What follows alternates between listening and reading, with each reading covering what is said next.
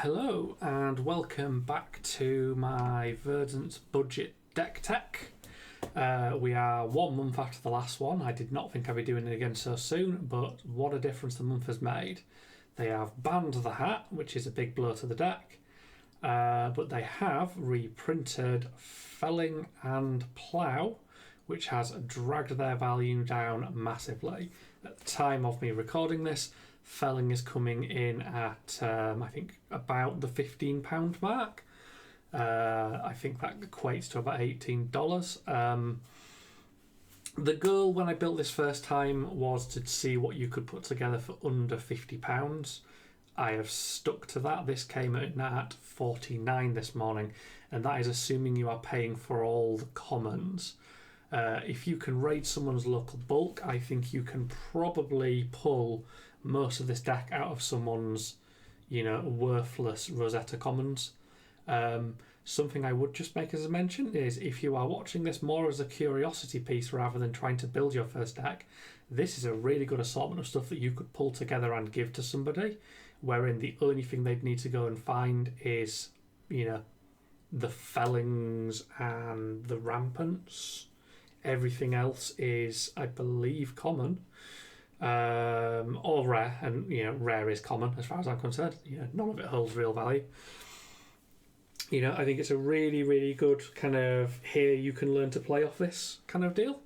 And with all that said, I'm going to get stuck straight in with this. We're on a Waning Moon build because Waning Moon is the better build when you start fleshing this deck out with real cards. It also means you don't have to buy a Surgeon, which I think is a good place to be.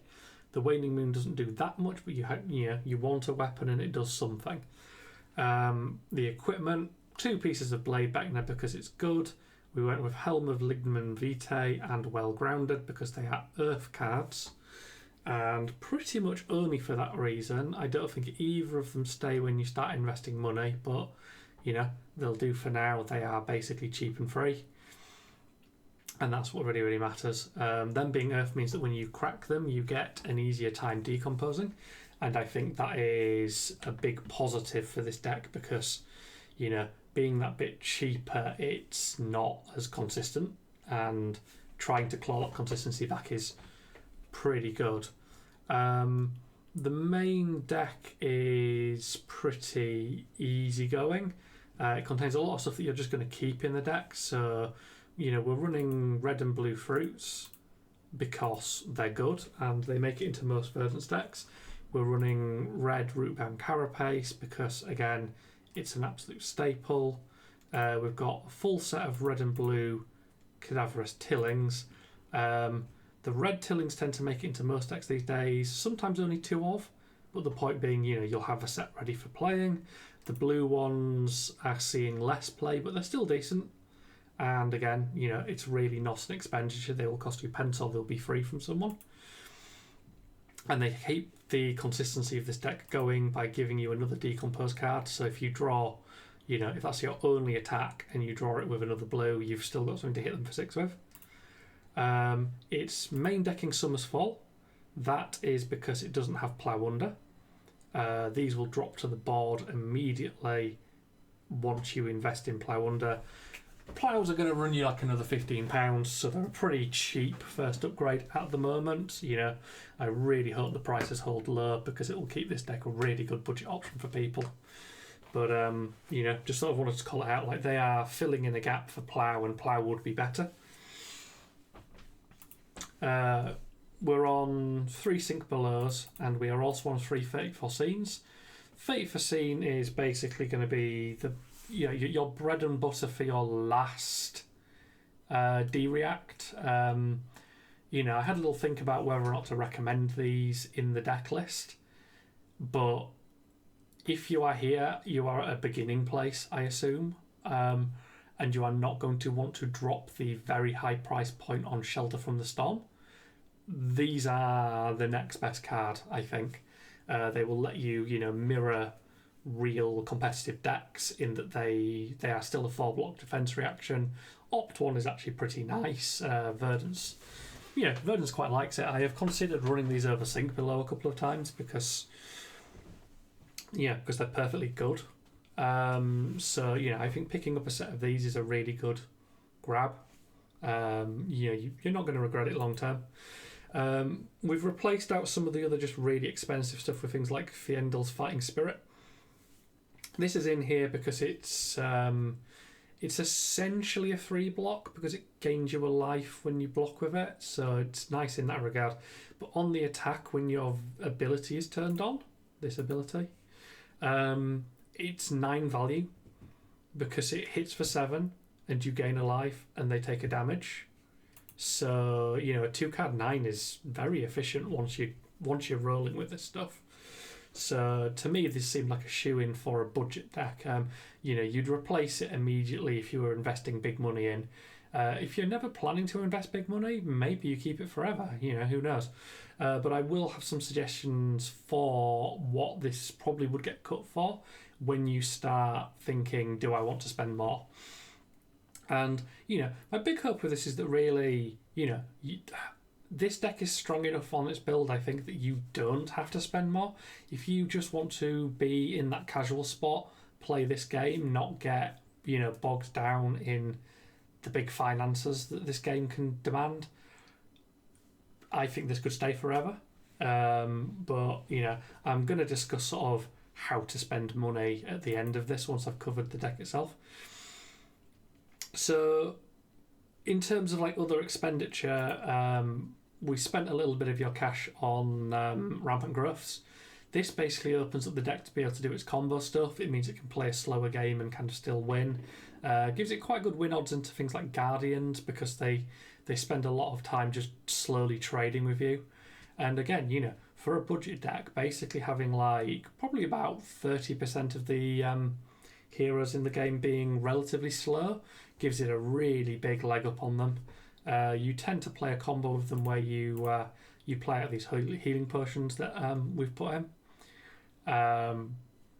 You play your 3 healing potions, you crack them all, and then you play multiple Rampant Growths and your opponent explodes. I'm not going to get into the weeds of how that works, but just thought I'd mention it because again, this is kind of aimed towards a newer person, I would say, and I think it's a big thing newer people sort of need to understand about Verdance and what she's doing. After that, we're on to, there's some staples in here. We're running Autumn's Touch because it's like one of the best Earth Blues and it's incredibly cheap. We're running Emeritus Scalding because it's relevant later. If you're never going to spend another penny on the deck, maybe swap these for something else, but it delivers being blue, blocking 3 and being a non-attack action, which is kind of important. Its text is not good in the starting build of this. It's a bit like Waning Moon. I have tried to set you up so that when you progress further and if you decide to invest in this deck, you're not rebuying and refinding everything. So this was honestly, this was like cards 58 through 60 for the main deck, where I went, I may as well put this in rather than some other traff because we got to the point where I was just looking for a free block and I was like, well, if we do Scalding, you'll have Scalding next time. I think that's a good choice. The Arcane Twinnings are good and you will actually use. It's a nice little amp. It blocks. It does 1 damage to any target. The any target's really irrelevant because... I think I just said irrelevant. It's really relevant because you can ping things like gravy buns as skeletons with them. Skeleton zombies, whatever they are. Undead friends. There's a few of them that are 1 toughness and you can just zap them with a little swirly cat, which is nice.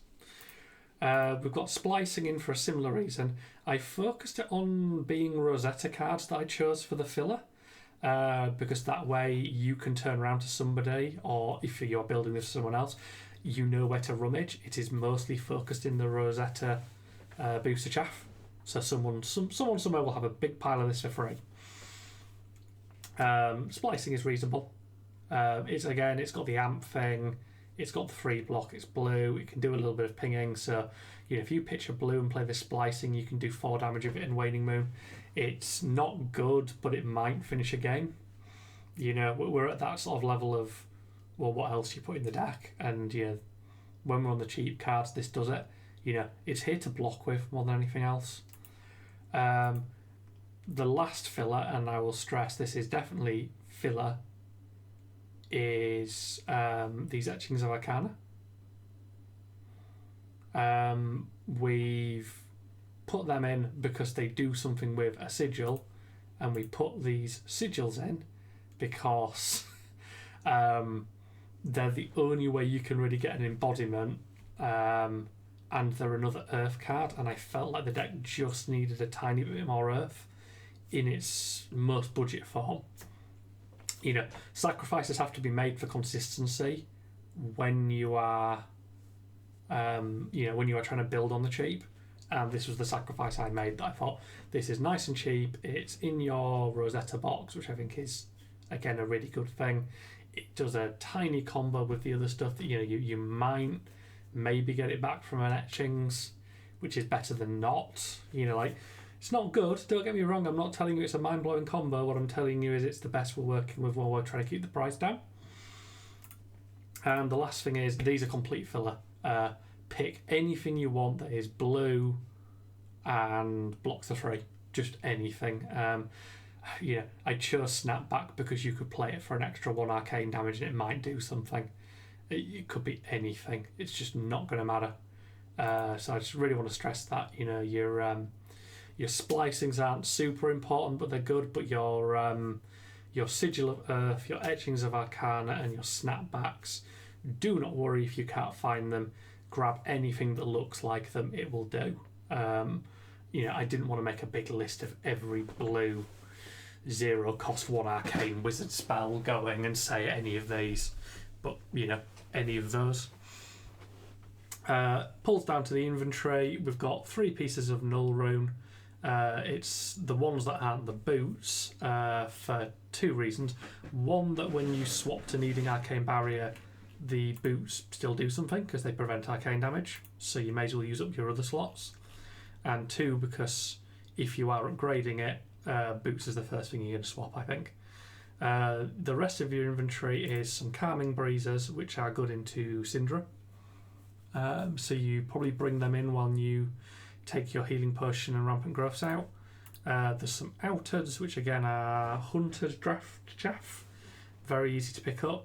They're good for Gravy Bones because they have go again no matter what, because he won't mark you. And Scar for a similar reason. The second your life is less, you can kill a zombie. Not bad into Prism as well, because you can swat an angel with them. But this is a nice cheap sideboard. I believe we're on 77 cards here, which gives you some wiggle room for anything you may find and want to put in. I didn't do the full 80 because we're just on slim pickings, and me telling you to find 3 cards that just aren't going to do anything seemed kind of pointless. So, ask someone locally what they have if you really want to fill out those last slots, or just wait until we see the improvements for the deck, and that will kind of maybe drive more of what goes into the inventory. So, if we get onto the maybe pile, this is where you can spend more money. So once you've had a few games of this, once you've decided you like Verdance, once you've decided you like Flesh and Blood, which I think should be a priority to find out before you drop money, these cards are all really strong upgrades and they are majoritively cheap. So I've left out things like Crown of Providence, I've left out Tunics, I've left out things like Stonewall Gauntlets, which are all good cards. If you want to see the deck at its best, just go look up a tournament-winning deck, right? You'll see something that costs close to £1,000, which is, a ridiculous quantity of money. And the motivation for me making these videos, to be honest, the idea of you don't have to do that, you don't have to go there. What we deliver here is these are all M rarity or higher, and they are just solid upgrades for the deck. A lot of them are only a couple of pounds each, but they drag you over that £50 threshold. So, they did not get included because we were sticking to a really strict budget. But we'll cover them here now. So, Ring of Roses is pretty cheap. It is reasonable because it helps you with, doing Verdance tricky things. You deal them some arcane damage, you get some free life, and it's good. Honestly, its biggest thing is it's earth and it's 3 block, and you're going to hear me say this a lot in the next couple of minutes. Everbloom Life, same deal, has life gain, has a trick. It is a 3 block non-attack action with a blue pitch, making it an absolute staple. When I said about that sort of draft chaff that is just filling out the deck, that immediately becomes Everbloom Life. Heartbeat of Candlehold, very, very similar thing. It's got a good ability because it just gains you life, and when your ability's online, that does 3 individual pings.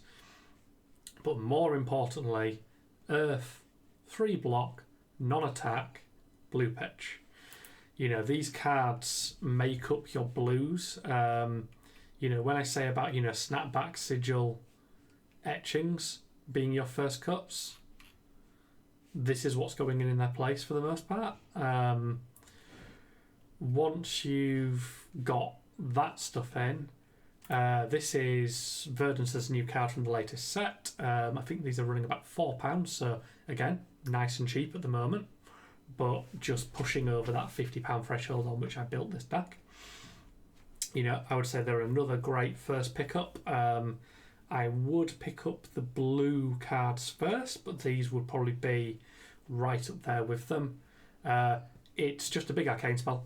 It just hits hard. Don't get hooked on the other text. It's relevant, but they hit hard. They'd easily slot in. If I was going to add Light Up the Leaves, I would be putting it in probably where the Fiendals sit, because that's a really easy place to squeeze them in. And then we've got Plough Under. Again, this would be very high on my things to pick up. They're running about, I think, about £6 to £8, which is $10 to $12, something like that. Really, really good. Help you decompose. I think I mentioned earlier they displace the Summer's Falls to your sideboard because they are just better than Summer's Fall into most matchups. And then Burn Bear is reasonable. I'm not going to say get that immediately. That is my lowest pick of these things. But it's another good arcane spell she might use. I just wanted to kind of draw attention because it is getting used by Verdance a lot. And again, it's not that expensive. I think it's in about the £4 or £5 bracket. $7 or $8. Good card, but not mandatory purchase. We then have 2 equipment. So as I said before, I've tried to skip the big stuff. I've tried not to have to go around and go like, a Crown of Providence at about £110, I think it is, will be incredibly useful to you, but it's a massive chunk of money, and I don't want to get into that in a budget video. It should be the last thing you bother buying, in my opinion, or never buy one, just borrow it off somebody, whatever you can get away with. What I would say are massive staples and not too bad a price point. Barkskin of the Millennium's Tree is very good. I think it's running about £30 to £35, which again is about $35 to $40. It's just a really solid chess piece that you'll use in most matchups. It's not the most budget card. We are definitely at this point of the video jumping into how to jump this up to being a £200 spend probably a total. But I'm kind of hoping I can sort of guide people towards what orders to do things in. This is good. It creates embodiments of Earths. It makes all your non-attack cards provide you that extra value twice per game. It's absolutely a staple. I think it pulls its weight more than any other equipment she's got bar one. And that one is Stormstriders. This is the elephant in the room. This is a difficult bet. This comes in at, I believe, around £50 in white border, maybe a little bit less. I think I've sometimes seen it go for about 45. In black border, it's about £60. So that's going to run you, ballpark $70, I think. prices may vary again because, you know, I record this and the prices immediately change. This thing not only is a source of 2 arcane barrier, which is really important because it means you don't have to run as much arcane equipment in your deck. This instant speed, play a card as an instant, is the thing that makes Verdance good. When I say elephant in the room, it is going to genuinely improve your win rate by 50%. With ease, probably more. I think you could see 100% increase from this. Because into aggro decks, this kills them 1 turn earlier than if you don't have it. It is so incredibly important. And, you know, it is a problem because it doubles the price of the deck. If you can afford one, this is the first thing you buy. You know, if you've got a birthday coming up and want to waste all your birthday favours with your family on a card, this is the one. It is a really good investment for Verdance. It is a really good card. You will not regret it in the scheme of the game. You might regret it in the scheme of your wallet. But, you know, this is my number 1 recommendation for an extra pickup if you can afford it. If you can't, fair enough. You know, all power to you. Play this game on a budget, guys. Like, you know, the discussion online frequently goes to how expensive this game is and is perceived to be. And, you know, coming from my frame of reference, which is knowing Verdance incredibly well, I've just really wanted to push this thing of she's actually a very good budget hero. She is strong at doing things on a budget. She can keep to that budget very well. But, you know, I'd be lying if I didn't say Storm Striders, doubling your budget will push you, you know, further than anything else you can put in the deck. And I think that's important to know. And Storm Striders also, you know, it really likes Burn Bear. It loves Light Up the Leaves because they are the biggest damage it can throw at people. It's the reason the Emeritus were in my pick for the main deck, because when you get them online, they are good. You know, 4 damage in your opponent's turn is a really solid way to close out the game. So yeah, you know, I definitely wanted to present this budget deck list. You know, I'll be linking it up. But I really wanted to talk, you know, in a bit more depth about the extras. You know, we have completely glossed over a whole load of the, you know, sort of 20 plus power staples that often populate Verdance's deck. I genuinely do not believe you need them. They are spending a lot of money for a very small percentage of win rate. You know, your Enlightened Strikes, your Command and Conquers, your Warmongers, Diplomacies. They are what rip your deck list's value up to the moon.